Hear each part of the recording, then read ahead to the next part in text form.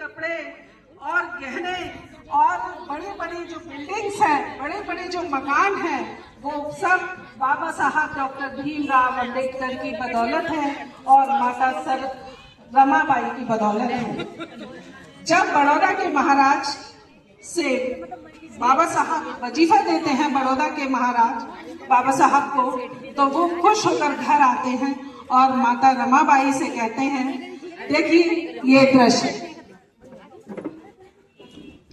रमा, रमा, जी साहब, मैं तुम्हें ये खुशखबरी बताना चाहता हूँ। रमा, बताइए। मुझे वडोदरा के महाराज ने विदेश में पढ़ाई करने के लिए वजीफा दिया है,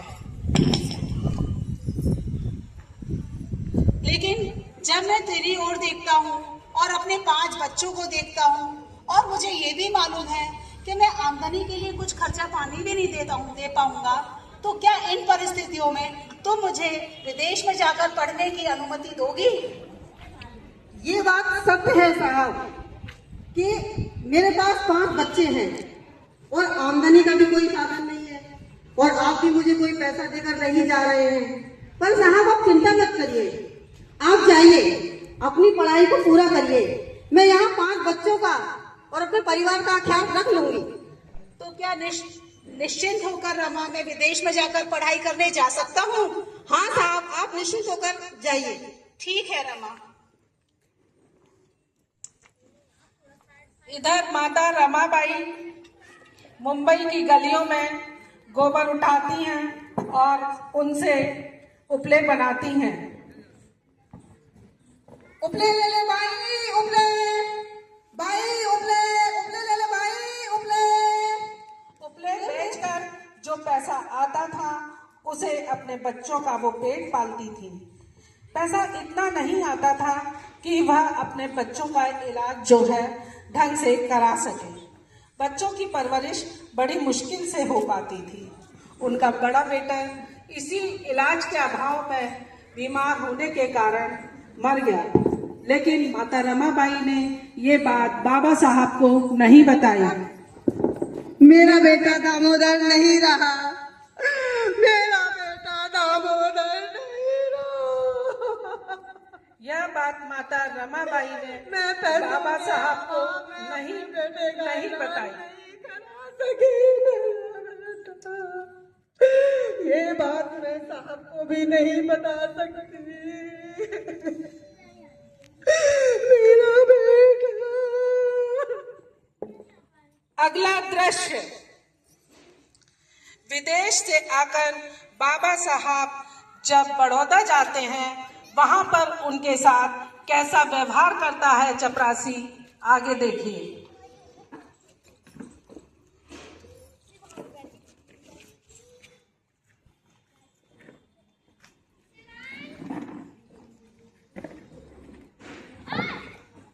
अरे रुको, वहीं रुको।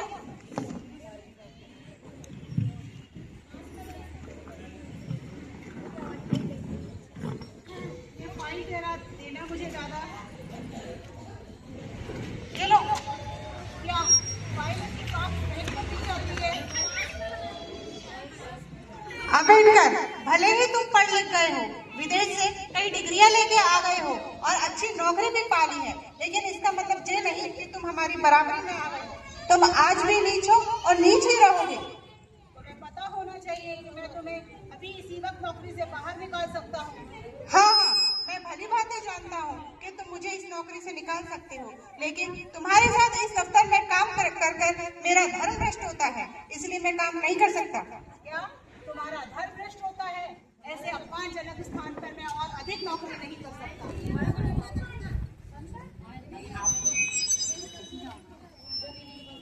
ये लो तुम्हारा सामान। अरे निकलो यहाँ से। क्यों निकलो? रात में मैं कहाँ जाऊँगा? अरे निकलो, मुझे नहीं पता। मुझे कम से कम रात में रुकने को दिया जाए। अरे तुम चाहे जहाँ जाओ, तुम्हारे यहाँ पर रहने से हमारा घर नष्ट हो गया, मेरा पूरा घर अपवित्र हो गया। अब मुझे यहाँ छिड़काव करना पड़ेगा, पवित्र करवाना पड़ेगा। निकलो, तुम चाहे जाओ जाओ। मैं कहाँ जाऊँगा? अब इस रात में कहाँ मुझे सहारा मिलेगा? कैसे जाऊँगा मैं? कहाँ जाऊँगा? निकलो यहाँ से, अभी निकल। देता है तो वो बड़ौदा के रेलवे स्टेशन पर पहुंचते हैं। कुछ 4-5 घंटे बाद आने वाली थी, तो बाबा साहब एक पेड़ के नीचे बैठते हैं और मन में सोचते हैं। मैं पहले यह सोचता था कि हमारे लोग मरे पशु उठाते हैं, उनकी खाल खींचते हैं, उनका मांस खाते हैं। हमारे लोग दूसरों की टट्टी को अपने सर के ऊपर उठाकर फेंकने का काम करते हैं। मेरे लोग गंदे रहते हैं, उनके पास पहनने के लिए अच्छे कपड़े नहीं हैं, उनके पास पैसा भी नहीं है। तो हो सकता है यह लोग उनके साथ इतना बुरा व्यवहार करते हैं। यह लोग हमारे लोगों को इसलिए नीचा कहते हैं।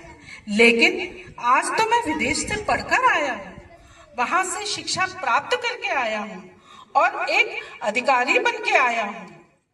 जब मेरे साथ ये ऐसा व्यवहार कर रहे हैं, तो मेरे समाज के साथ जो पढ़ा लिखा नहीं है, जो अनपढ़ है, जो बहुत गरीब लोग हैं, तो ये लोग उनके साथ कैसा व्यवहार करते होंगे।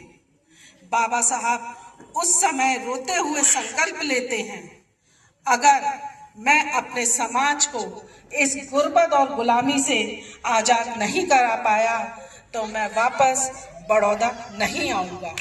और बाबा साहब घर चले जाते हैं। बाबा साहब अगला दृश्य, बाबा साहब घर पहुंचकर माता रमाबाई को बड़ौदा में हुई घटना के बारे में बताते हैं।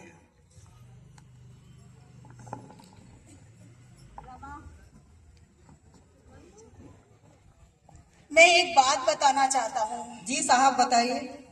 मैं नौकरी तो करना चाहता था रमा, लेकिन वहाँ का चपरासी मुझे फाइल फेंक कर देता था। क्या? मुझे यहाँ तक कि मटके से पानी पीने का अधिकार भी नहीं था। और तो और उन्होंने मुझे घर से भी बाहर निकाल दिया, मुझे मारने तक का षड्यंत्र किया। ये क्या कहा साहब? इसलिए रमा मैं वो नौकरी छोड़ के आ गया। कोई बात नहीं साहब, आपको जैसा ठीक लगे आप वैसा करिए, मैं हमेशा आपके साथ हूँ। ठीक है रमा। नानक चंद रत्तू, नानक चंद रत्तू, जल्दी से आइए। जी भाई साहब। जल्दी से जाइए, साहब को बुला कर लाइए। क्या हुआ? मेरा बेटा राजरतन बहुत बीमार है और उसकी लंबी लंबी सांसें चल रही है। आप जल्दी से जाइए, साहब को बुला कर लाइए। मेरा बेटा बीमा हो बीमा, जल्दी चल, मेरे बेटे की बहुत ज्यादा तबीयत खराब है। क्या हुआ? राजरतन आंखें खोलो बेटा, आंखें खोलो। राजरतन, राजरतन, ये क्या हुआ? रमा ये क्या हुआ? ये क्या हुआ रमा? चुप हो जाओ रमा, चुप हो जाओ, चुप हो जाओ। तुम तो रो भी सकती हो रमा, मैं तो रो भी नहीं सकता। मैं तो अपने समाज के हजारों बच्चों को रोज मरते हुए देखता हूँ। धीरज रखो रमा, धीरज रखो। साहब आज तक मैंने आपकी हर बात को माना, मैं ये बात भी मान लेती, पर आप तो कहते थे रमा तेरा यह बेटा देश पर राज करेगा। मुझे बताइए ना साहब, ये देश पर कैसे राज करेगा, मुझे बताइए। ये बात सत्य है रमा कि राजरतन नहीं रहा, लेकिन विश्वास करो मैं इस देश में अपने समाज के लिए ऐसा काम करके जाऊंगा कि इस देश की रमा से की कोख से पैदा होने वाला पुत्र इस देश पे राज करेगा। मेरा विश्वास रखो रमा, मेरा विश्वास रखो। इतना कहने के बाद बाबा साहब अपनी जेब में हाथ डालते हैं और देखते हैं कि उनकी जेब में राजरतन के कफन के लिए एक पैसा तक नहीं है। यह बात माता रमाई समझ जाती है और वो अपने साड़ी फाड़ कर उसका टुकड़ा राजरतन के ऊपर डाल देती है। ये सब हो ही रहा था, तभी बाबा साहब को ख्याल आता है कि उन्हें गोलमेज सम्मेलन के लिए लंदन जाना है और बाबा साहब अटैची लेकर चल देते हैं।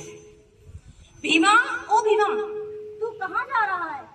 तेरा बेटा यहाँ मरा पड़ा है और तू जा रहा है। मुझे ये समाज क्या कहेगा? कम से कम इसका अंतिम संस्कार तो करते जाओ।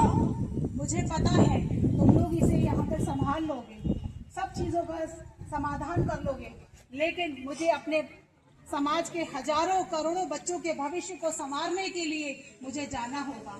मुझे जाने दो, तुम लोग यहाँ संभाल लोगे, मुझे मालूम है। मुझे जाने दो रमा, मुझे जाने दो। और बाबा साहब राजरतन के पार्थिव शरीर को छोड़कर लंदन के लिए निकलते हैं। तभी ये दृश्य इसी के साथ समाप्त होता है।